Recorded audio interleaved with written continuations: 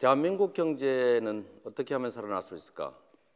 이 미국의 대공황을 벗어나는 방법으로 루즈벨트라고 하는 대통령이 약 3가지 정도로 분류되는 그 당시로서는 상상하기 어려운 새로운 정책을 시작했습니다. 그게 뭘까요? 바로 대기업들에 대한 증세, 그리고 대기업들에 대한 규제, 독점 해체를 통해서 공정한 경쟁 질서를 다시 만들어낸 겁니다. 두 번째로 취한 조치가 있습니다. 그건 뭐냐면 미국 국민들의 대다수를 차지하는 노동자들의 몫을 늘려서 중산층을 양성하기로 한 겁니다.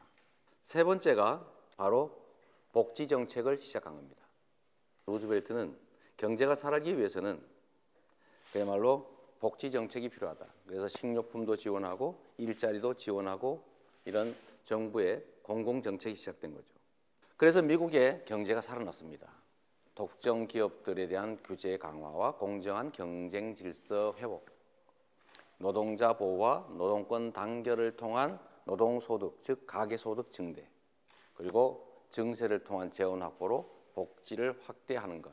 이게 미국의 그야말로 1930년대부터 1980년대 중후반까지의 무려 50년간의 미국 그야말로 경제 호황의 토대가 됩니다.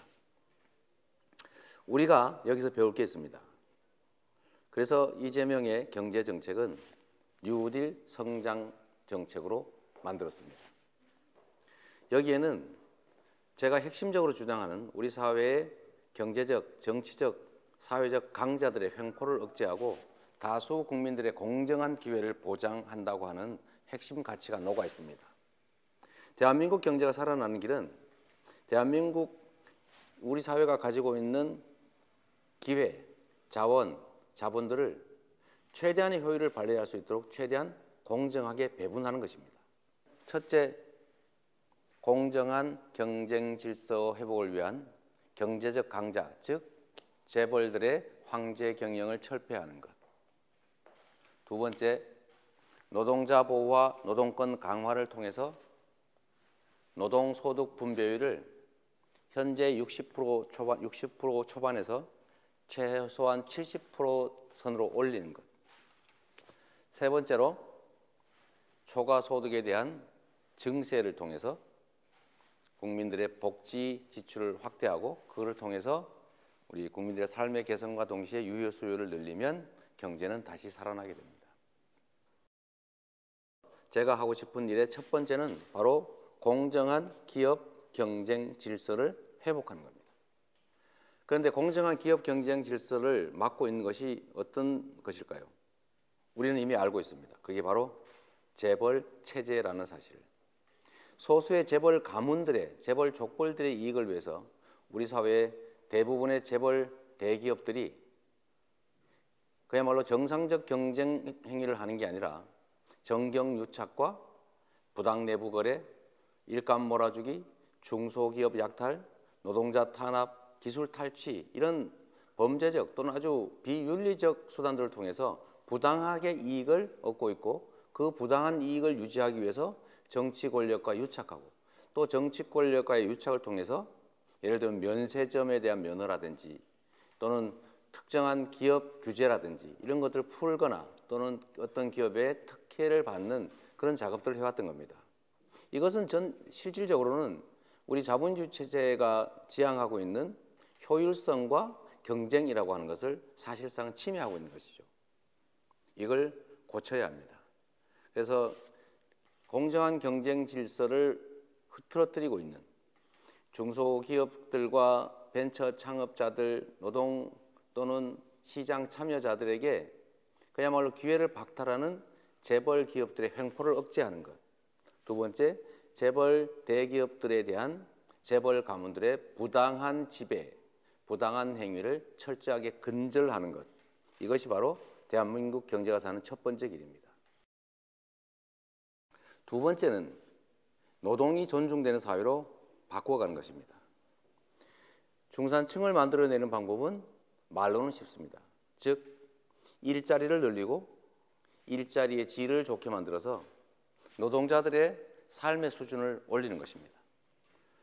세계 최장의 노동시간을 자랑하는 대한민국인데 법률적으로 정해진 52시간 이상을 일하는, 즉 불법으로 노동하는 노동자가 무려 354만 명입니다. 이 354만 명이 만약에 법정 최대 허용 노동시간인 52시간씩 일하는 새로운 노동자들을 위해서 그 불법 장시간 노동을 하지 않으면 일자리가 몇 개 생기는지 아십니까? 무려 33만 개입니다. 우리나라 실업자가 100만 넘어간다고 지금 아우성입니다. 물론 실제는 더 많을 겁니다.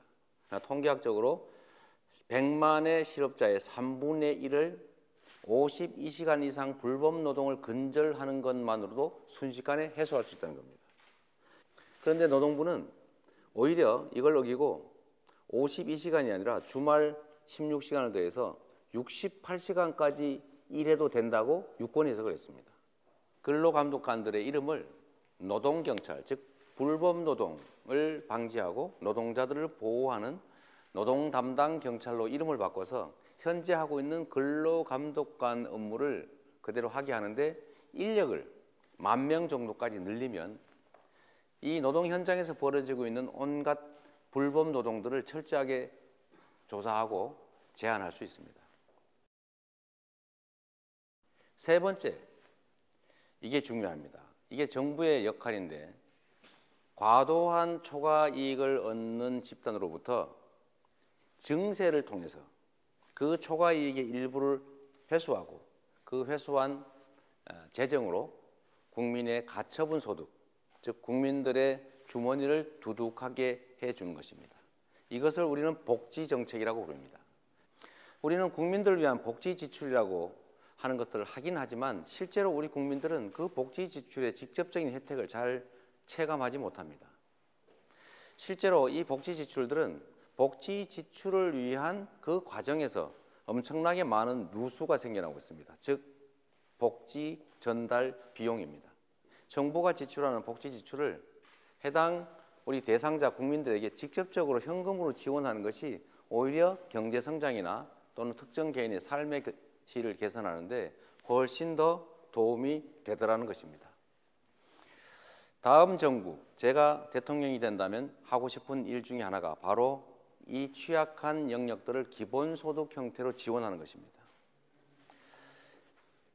보육 대상인 어린이와 소년, 학생, 그리고 청년, 노인, 장애인, 농어, 충민, 이 5개 영역에 대해서 연간 100만 원씩을 지원하기 위해서는 28조 원의 재원이 필요합니다. 이 28조 원의 재원은 현재 국가 예산 400조의 7% 정도에 불과하기 때문에 매년 순증하는, 매년 늘어나는 예산 15, 16조 정도에 과거 예산 3% 정도를 더하면 충분히 마련할 수 있는 예산입니다. 이렇게 될 경우에 또 한 가지 부수적 효과를 우리가 노릴 수가 있습니다. 그건 바로 지역화폐입니다. 저희가 계획하고 있는 15조 원의 국토보유세와 전 국민 30만 원의 기본소득이 합쳐진다면 무려 43조 원이 되게 되고 이 43조 원의 예산이 지역화폐로 지급될 경우에 인구 1인당 85만 원이라고 하는 엄청난 금액이 됩니다. 예를 들면 부산이 350만이라면 약 3조 원 정도의 지역화폐가 부산 지역에만 쓰여지게 됩니다. 만약에 광주가 인구가 160만이라고 본다면 약 1조 2천억 정도의 지역화폐가 광주 시내에서만 매년 쓰여지게 됩니다. 지역경제가 어떻게 될까요? 이 지역화폐는 대형 유통점이라든지 지출되는 것이 바람직하지 않은 업종들은 제외합니다. 결국은 대한민국의 560만 자영업자들의 매출이 한 개 업체당 무려 800만 원 가까이 매년 늘어나는 효과가 있습니다. 국민들의 삶도 개선되고 자영업자도 살아나고 지역경제도 살아나고 지방과 서울 간의 불균형 발전도 해소할 수 있는 그야말로 일석오육조의 획기적인 정책입니다. 증세를 하자고 하니까 혹시 우리 대부분의 국민들이 나보고 세금 더 내라고 하는 거 아닐까라는 걱정을 하실 수 있습니다. 그러나 걱정하지 마십시오. 제가 하려고 하는 증세 대상은 딱 두 가지입니다. 첫째는 부당하게 과도한 이익을 얻어서 투자할 곳조차도 없기 때문에 사내 유보금으로 계속 이 부를 쌓아가고 있는 재벌 대기업들이 대상입니다.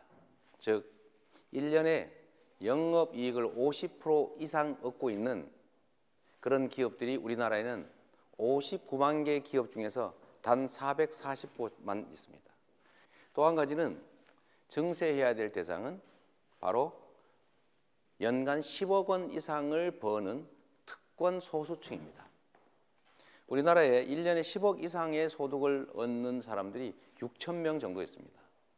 2,700만 과세 대상자 중에 정말로 극히 일부에 불과합니다. 그래서 이 증세들을 통해서 얻어진 국가 재정으로 우리 국민들의 복지 지출을 확대하면 국민들은 거의 100% 다 소비합니다. 그래서 곧 그게 경제 활성화, 유효 수요의 근거가 되는 거죠. 경제 성장의 마중물이 되는 겁니다.